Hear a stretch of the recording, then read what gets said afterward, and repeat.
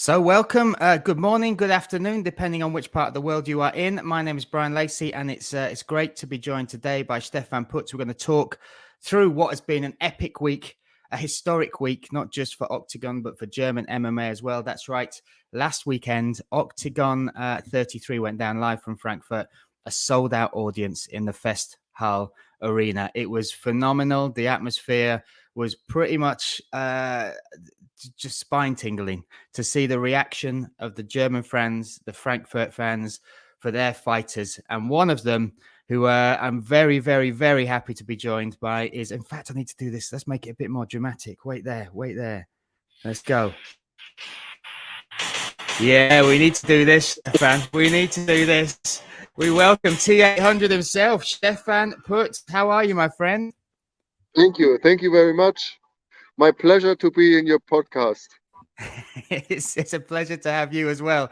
We should say as well, we feel like the MMA gods that are against us this morning because you haven't had an issue with your Wi-Fi. You've got a YouTube channel. You stream live around the world to hundreds of thousands of people. Yet this morning, half an hour before we start the podcast, we think one of the other German promotions has snipped the wire to your Wi-Fi. What's happened, Stephan? No, I had an issue. I live countryside. He has really bad connection, excepting the Wi-Fi. But the Wi-Fi broke down. I couldn't fix it, so I have to sit in my yard here and getting the best signal. You know, this is the spot with the best signal, so I have to sit here outside. Well, I appreciate you braving the weather out there. It looks very much like an English weather's day there, very cloudy, very grey. But you must be very happy inside because what a weekend, Stephan.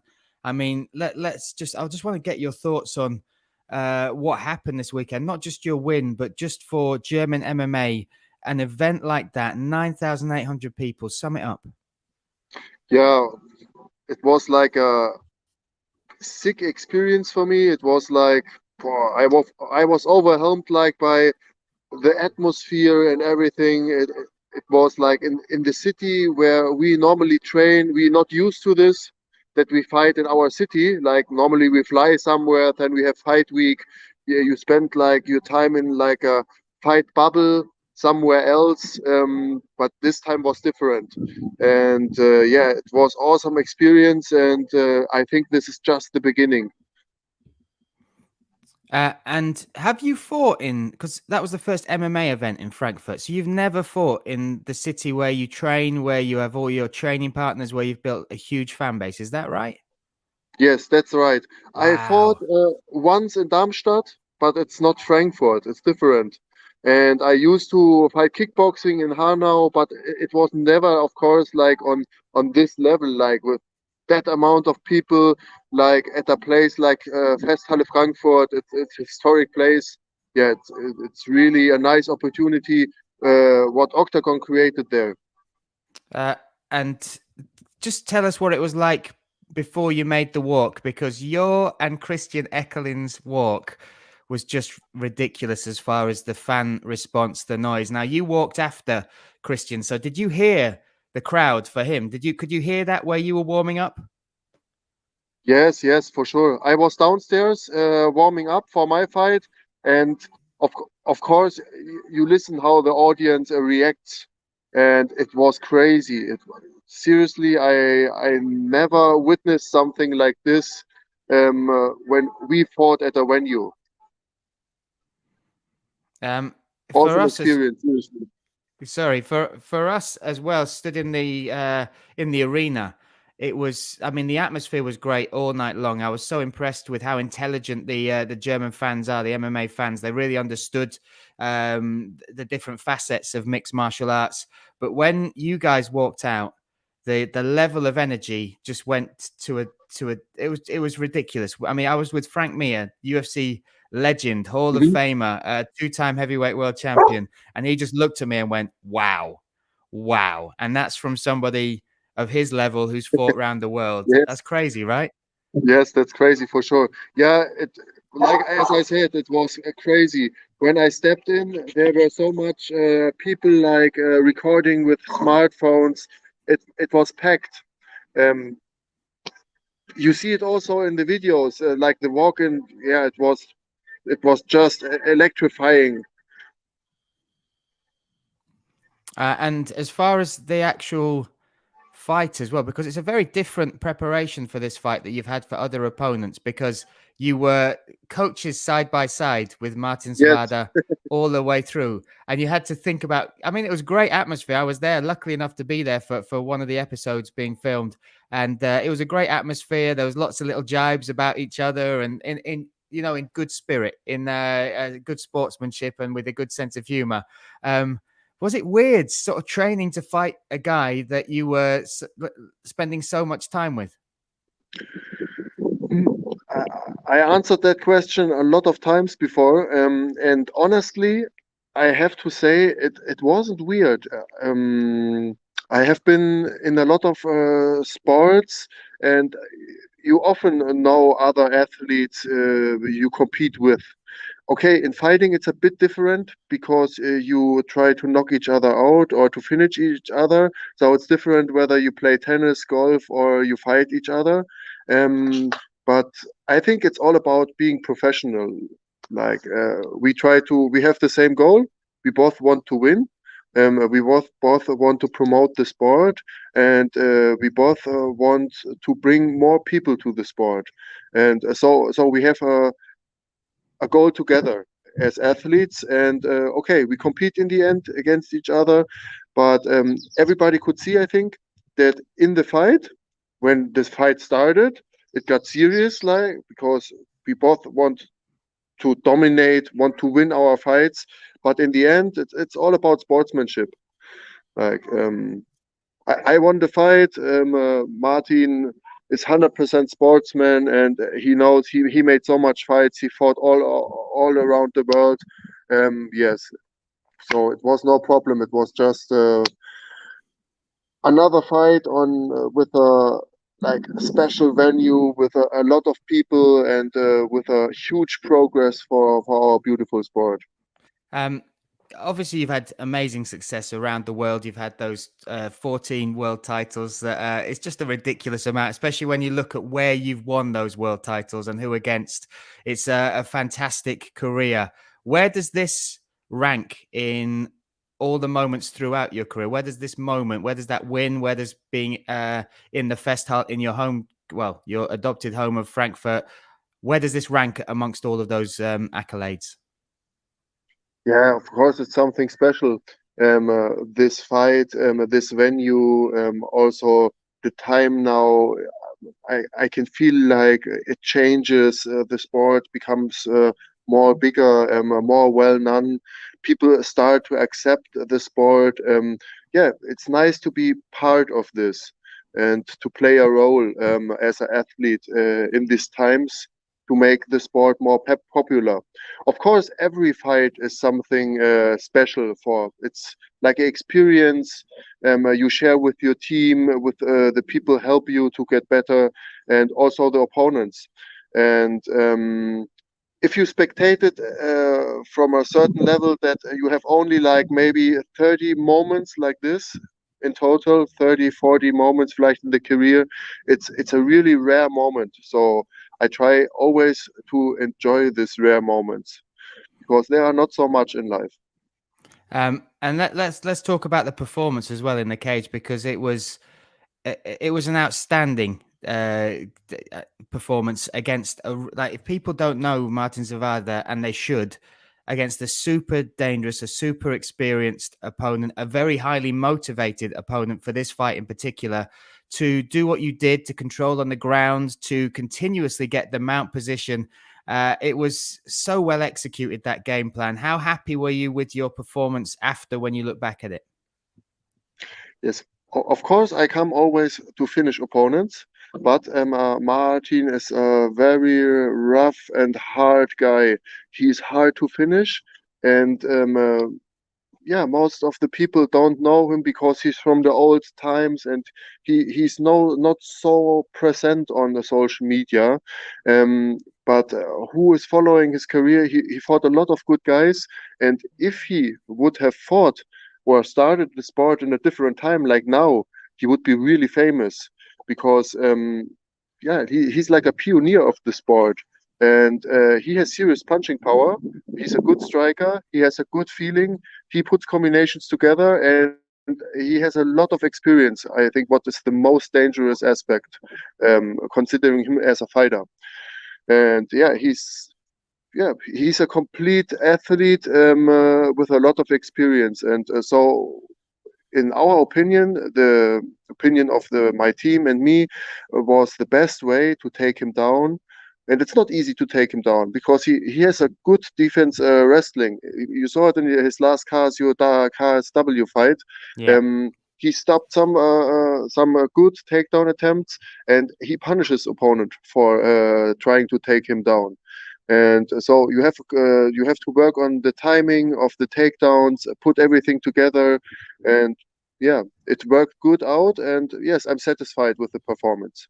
It truly was outstanding, and I watched a lot of Martin's. I've watched both of your fights, a lot of them, and when you look at Martin Zavada, the performance against Thiago Silva, that was Yes, phenomenal. Like the yes, footwork, the movement, the range, dealing with somebody that's as intimidating, and the amount of forward pressure that Thiago Silva does, and his experience and composure showed there, because there was points he could have stepped in and tried to finish the fight, but he just stayed yes. disciplined. And I think you said it in one of the build-ups. You said the way to fight Martin Zavada is the opposite from the game plan that Thiago Silva brought in. Basically, you don't fight Martin Zavada 100%. like that. Yeah.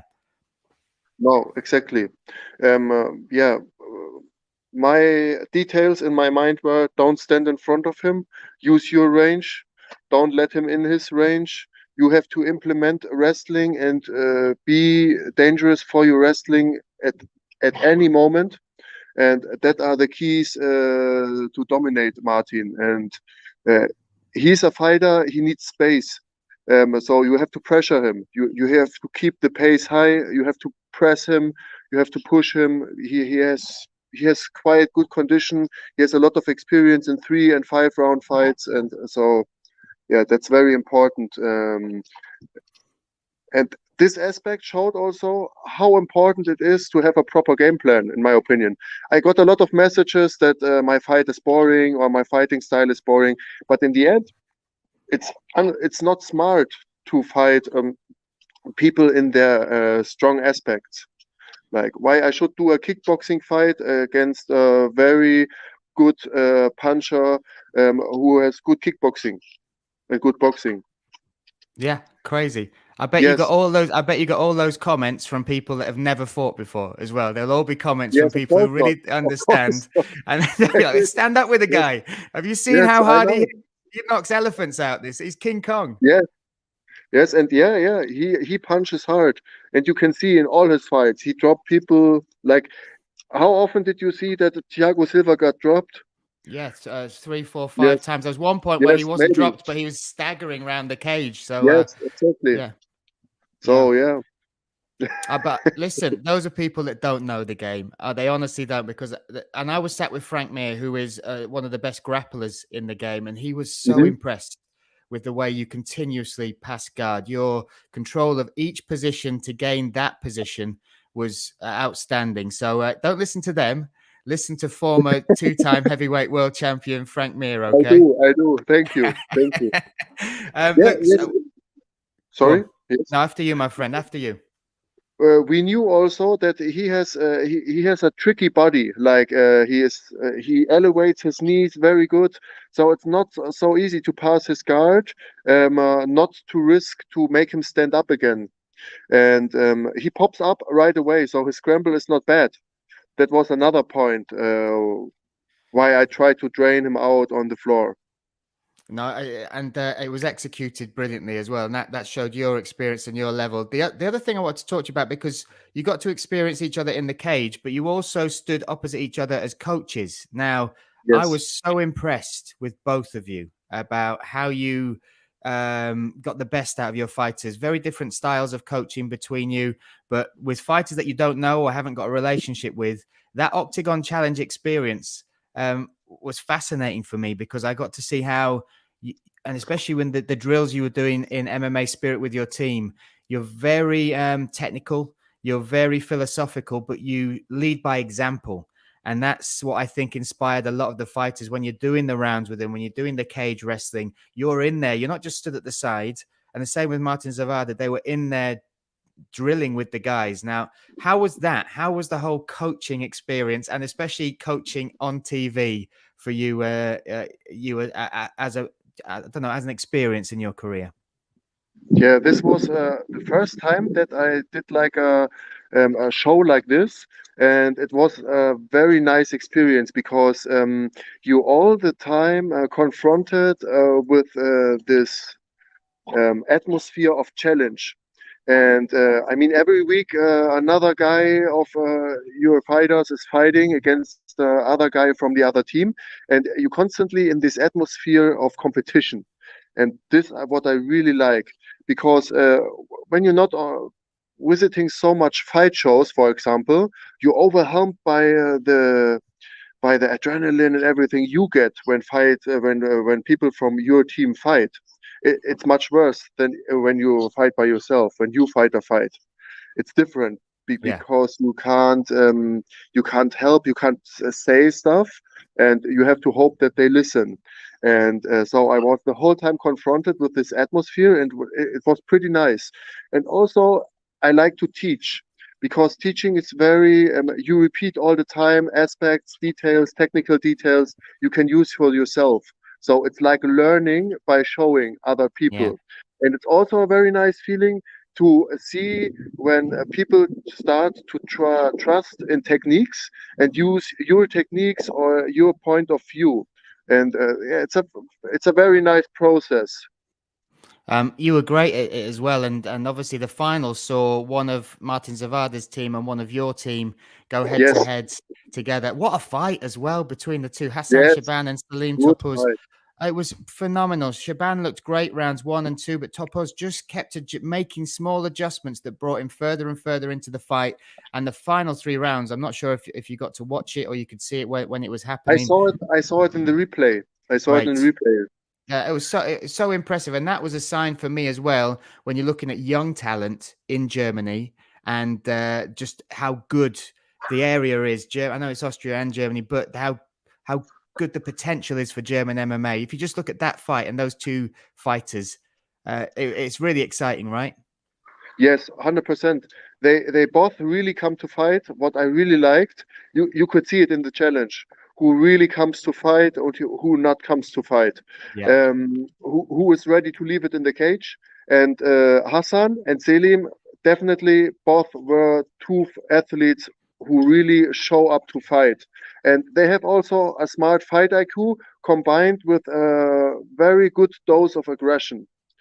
And this is the package you need as a fighter. Like you have to fight smart, but you have to bring aggression in the right dose when it's time for that. And yeah, they have like a good fight IQ. You can see that they yeah. understand fighting, they understand rhythm, and this is really fun to watch. It was superb, and I thought it was a real crowning point of the series that those two were in the finale. Within the series as well, how was it training and preparing? Because I was there for I think 4 days for one of and we'll talk about the challenge that you guys did in Peak Dam. But I was there, and I couldn't believe how busy the schedule was. Like 8 o'clock in the morning, get somewhere, get ready, get set. Then you do the filming, the background bits, the training. Then you've got to do the challenges. And then in between all of that, you are preparing yourself to fight the monster, the King Kong that is Martin Zavada. How did you manage that tight schedule? Yeah, every day was fucking tight. I mean, I I love the way we get the first swear word out of you when we talk about your this schedule. That's great. That's great. the thing is, I always pack my boat very full, all time in life. And so this time the schedule was so tight.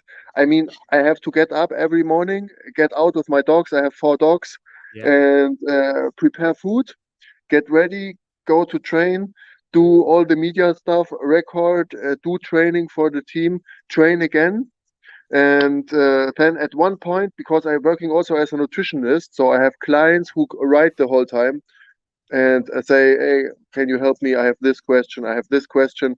So at one point of the preparation, I stopped and said, I can't take any more clients because I have only like 16 hours and I have to sleep 8 hours. It won't work out. But Amazing. it was nice. It was nice because it was a very interesting time and a good experience. I mean, you have to manage your time very effectively, and yeah, it was good. It was good. It felt good, a good outcome because you do a lot. So if you do a lot, there comes hopefully a lot of good stuff to you if you work a lot.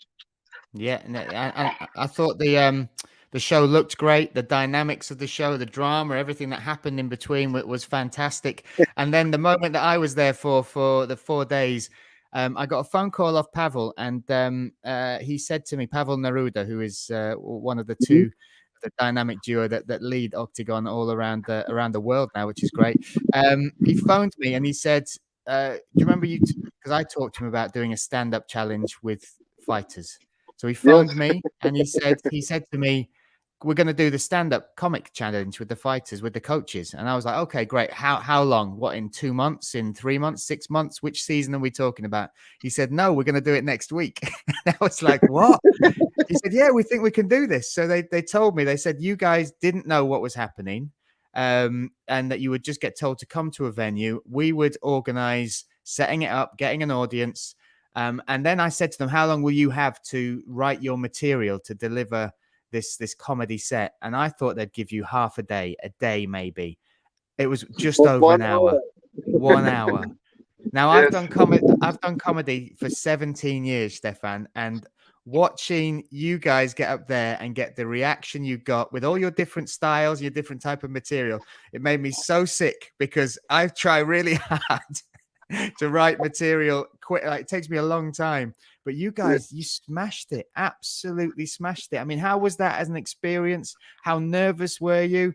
Have you ever thought about doing something like that before? And what did it feel like when you were up there? I have not been doing so much speeches in my life, especially not cabaret. This was the first time, and it was super interesting because um, Halil, the comedian guy Yeah, who lead us, yeah. who give us Khalid instructions TV, and yeah. helped us, exactly. He said, "Yeah, we have to do it like this, and then when you hit him, then the next joke about him comes." And I was like, "Is this good?" But it's cabaret, because I'm not the type of guy who is trash talking normally. Yeah, But a cabaret is about making jokes on each other or making jokes on yourself also. And yeah, it was quite nice experience.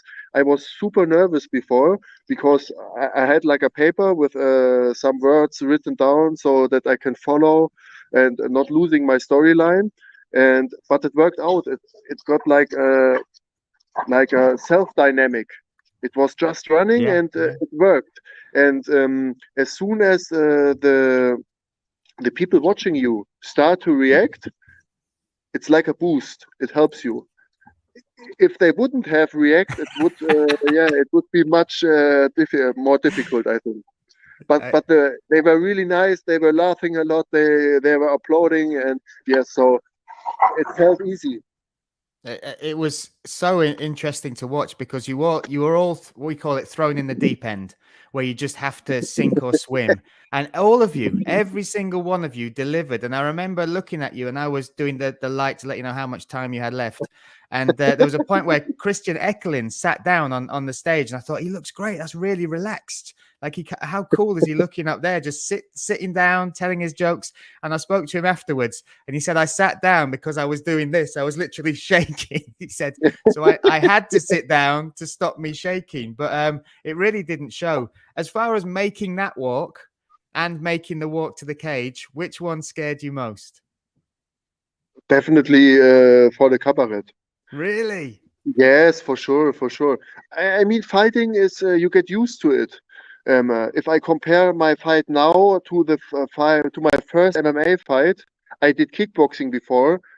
it was crazy. I had so much adrenaline. I couldn't. I was just looking through a tunnel. Yeah, it was crazy. I didn't understand what's going on. And so I had a fighting experience before MMA. I did boxing, I did kickboxing, but MMA was different because different MMA you have the aspect you can't hug or anything, and there won't be a ref separating you. I mean, Yeah. in boxing or kickboxing, you have always the Any aspect, clinch. okay, Yeah. you hug, you clinch, okay, Yeah. you get separated, you can somehow disturb the fighting contact somehow. But here is not possible. And so the cabaret was a different experience, complete. There are some videos from David.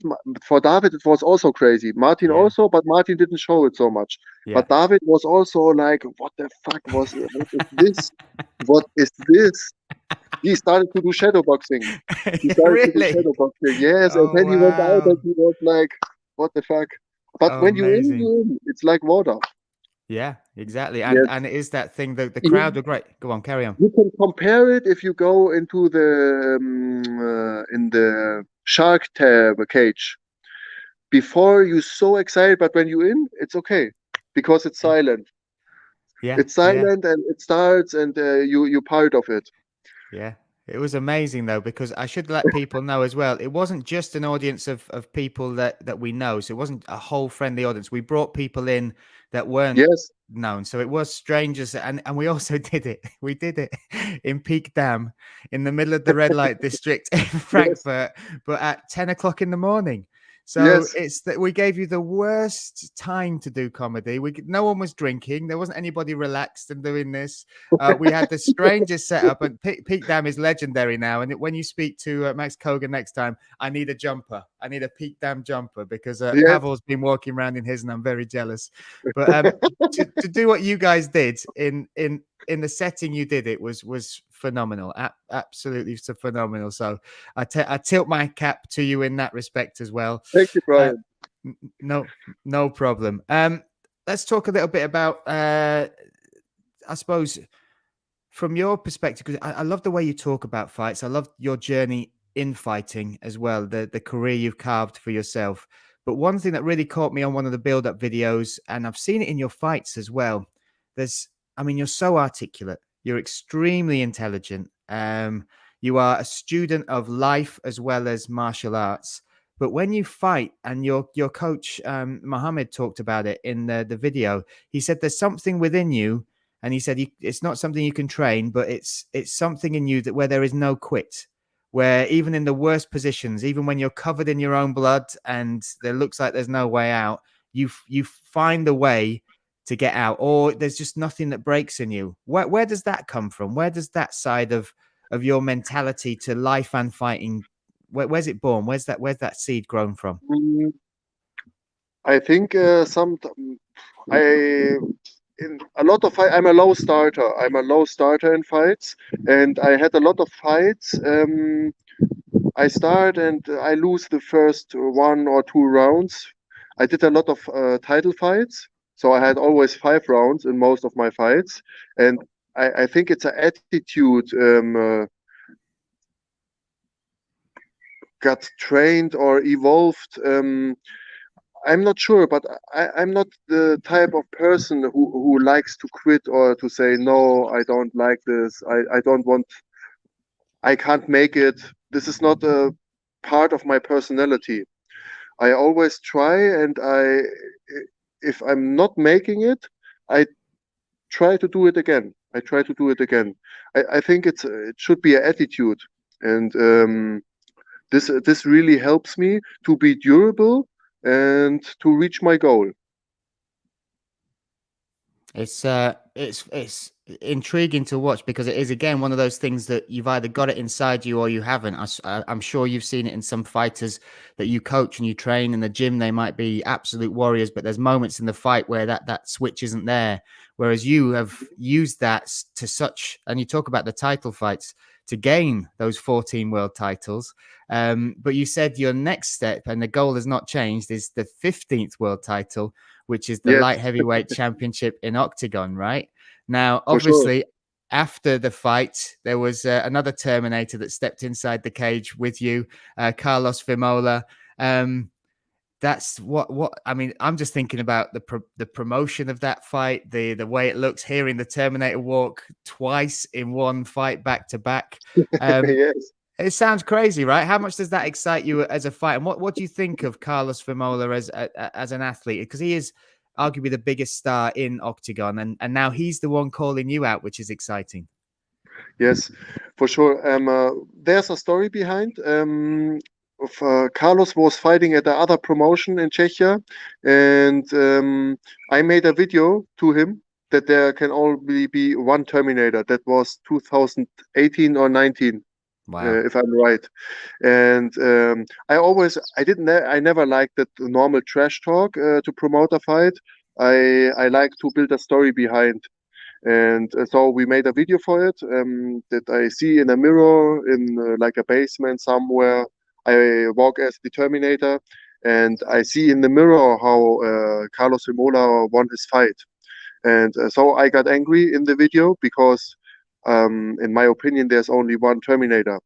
And I destroy the mirror where I can see the vision of Carlos Terminator Vimola's win. And that was the beginning. And yeah, it took now a few years. And I think the matchup is very close to becoming reality. Wow. Wow. Because I Yes. know when I spoke to Andre about it, he said with a fight like this, because of the level of fighter you both are, and the fact you're fighting over the Terminator as well as potentially the Yes. light heavyweight belt, he wanted time to promote this because it deserves that. And I just think about that Judgment Day promotion, you two, and even you describing the smashing the mirror there, goosebumps, absolute goosebumps thinking about you two facing off. Now, Andres kind of said it might be a little wait. Is that wait? And I won't try and tease anything. Is that wait for our return to Frankfurt, or do you think you'll be further in the year, maybe back in Prague, something like that? I'm not sure. I'm not sure. I have no informations yet. It felt like it's a possible matchup with the stare down, and yeah, it's a good matchup. Carlos achieved a lot for MMA sport, also in his home country, and yeah, he's well known. He's an interesting person. I think he polarizes. People either like him or people either hate him. You can see it in the comments. Yeah, it's very interesting. I think he brings a lot of attention to this matchup, as I bring a lot of attention to this matchup. From two countries, I'm not so well known in Czechia. I think not yet, but with this match, it will be it will bring a lot of interest of the MMA community to this matchup, and I'm really Yes, looking forward to it. it's a phenomenal fight. Now, I do have one question about this matchup. Obviously, hopefully, it will be for some gold, some Oktagon gold for the light heavyweight title. But you keep saying, and Carlos keeps saying, there can only be one Terminator. Is that Yes, on the table? So, if will the loser have to drop the name? Is that what we're saying? that was my opinion yesterday. I thought about it, and in my opinion, the guy who loses the fight is not anymore allowed to call himself the Terminator. Wow. That would be Wow. amazing. I think that would be the real challenge. That would be the real challenge. Wow. If that is the case, not just Octagon Gold on the line, but the Yes, legacy of the Terminator. Will it stay yes, in the Czech Republic or will it return to Germany? yes. That's I so think that's a exciting. beautiful setup for a fight, and you can really good promote that theme. That's got to be motivation as well, right? That's Yes, your for sure, identity. That's his for identity. How sure. do you walking I in mean, that cage? when you hang half knocked out in the cage wall, you will think twice whether you go down or you continue because you can't lose your forename. Wow.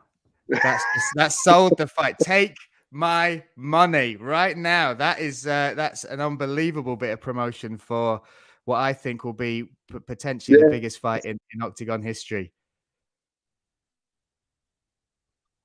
Unbelievable. Unbelievable, my friend. Can you still hear me? You still there?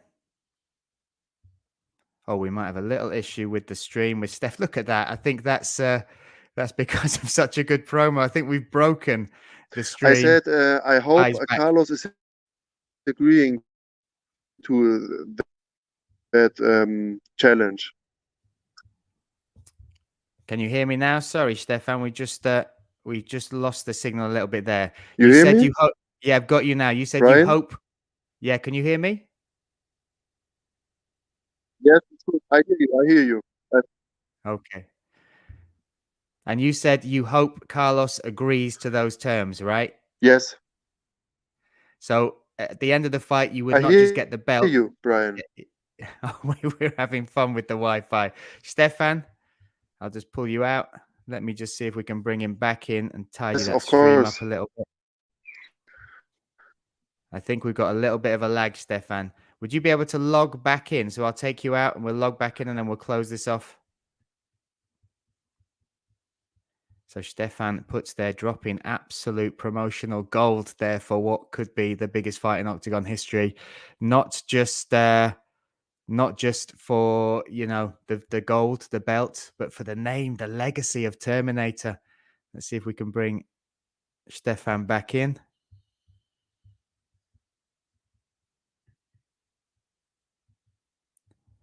We will take him out and we'll see if we can bring him back in. But look at that, especially as far as promotion goes. You just rub your hands together. I'll just tell Stephan to log back in. And just think at that moment, not just the walkouts, not just the atmosphere, but also, you know, that moment at the end. That moment at the end. Let's see if we've got you back. Stephan, are you back? Oh, we're struggling. I think we've used all your 3G or 4G up. Are you there? Can you hear me? Yes. Oh, great. So listen, I'm going to wrap it up very quickly because we look like we're struggling with Wi-Fi. Before you go, yeah, I've got you, sir. I've got you. Before you go, could you just sum up what you think Oktagon, Andre, Pavel, yourselves have done now for German MMA and what you think the future holds for Oktagon in Germany?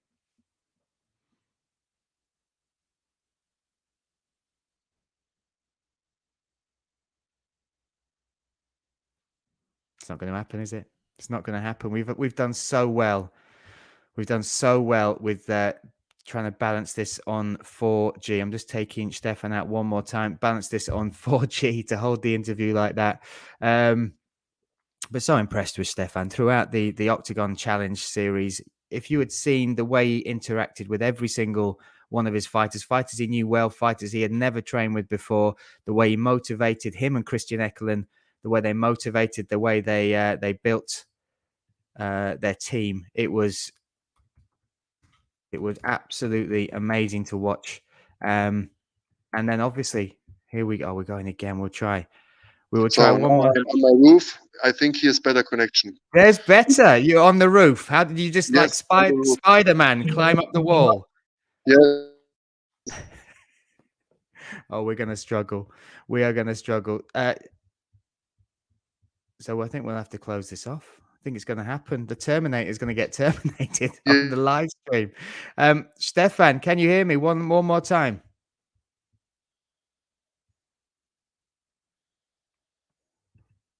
Oh, guys, we were doing so well. Let's see. We'll get one more. We'll try once more because he deserves it. He's had a big weekend. And the prospect of what is to come. The return to Frankfurt is October 15th. And already tickets are on sale. So if you witnessed the crowd in the Festhall this time, get yourselves booked in the tickets already. Christian Ekelin is talking about a rematch with his opponent, Stephan Putz. Hopefully we'll be on that card. We don't know. Will that be the Battle of Terminators or will that be later in the year? We shall wait and see. We'll try again. Stephan, let's try one last time. Yes. Great. So before I'm going to let you sign off because I think we're struggling with the Wi-Fi. Say how important this last event was and what Oktagon are doing in Germany now, alongside yourselves, Eklund, the Zavada brothers. How important is it now to build on what we've started in Frankfurt? Yeah, I think this was like the perfect start to make the sport grow, to make it more popular here in the Frankfurter Festhalle. And I'm really looking forward to October 15 for the next show. And I think it will be even more early sold out and bring more attention. And I'm really curious how it works out and what's going to happen. Stephan, it was an honor to call your fights. It's really been a pleasure talking to you today. I'm absolutely fascinated by it. I could talk to you for 3-4 hours easily, absolutely easily. Where can people follow you on social media? Where can they keep up with the T800 and the build up to what we think will be Judgment Day against Carlos Vermola? Yeah, thank you for being part of your podcast, of course, and for the opportunity to talk to you. And was my pleasure that you were in Frankfurt and were commentating. Nice experience. Was nice to meet you. You can hit me up on Instagram, or I have a quite big YouTube channel where you can follow my life and see what I do in my preparation, in my private time, and everything. Yeah. I just heard the dogs barking there, Stephan. Yes. I'm going to show you my dog. I'll see if you can see. She's there. Yes. There's my doggy. It's her 13th birthday today, Stephan. Could you wish my dog Lola a happy birthday? 13. Congratulations. Congratulations. We've got dog walks and we've got some fancy steak for her for later on. So she's going to have a good day, my friend. But oh, and there's yours. There are yours. Beautiful. Absolutely beautiful, my friend. There are more, but there's only one in the background. That's super. Listen, once again, have a wonderful day, Stephan, and we will look forward to seeing how this progresses. But thank you again for You your too, time, Bryan. Thank and you. I will see you again. Take care, Stephan. Thank you for your time. See you. Ciao, Bryan. Ciao. Ciao. So there we have it, Stephan T800 Putz laying it on the line. What a bit of promo. What a bit of promo. So you can keep up with all of that. Follow us here on the Oktagon Europe YouTube channel, as well as the home channel Oktagon MMA, and on all social media outlets. Keep up with all the updates. We're back in July 23rd in Prague, and then we jump back to Frankfurt the 15th of October. Like Stephan said, the tickets are already going. Do not miss it. I will see you again. Thank you for joining us. I've been Bryan Lacey. See you next time.